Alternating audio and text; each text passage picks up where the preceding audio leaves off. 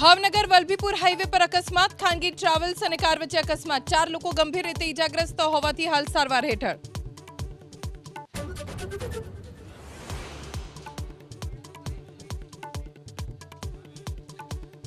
એએમસીના food વિભાગની કાર્યવાહી, ડિસેમ્બરમાં લેવાયેલા સેમ્પલ સબસ્ટાન્ડર્ડ નીકળતા સીલિંગની કાર્યવાહી.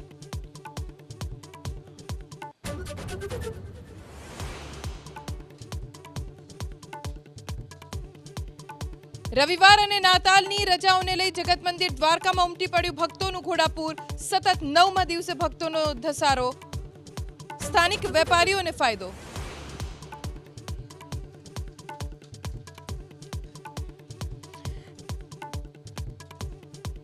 આંકોલવાડી ગામે ઇકોઝોનનો વિરોધ, 24 ગામોના સરપંચો આગેવાનોની મળી બેઠક, આગામી રણનીતિ બનાવી ગામે ગામ રથ ફેરવાશે.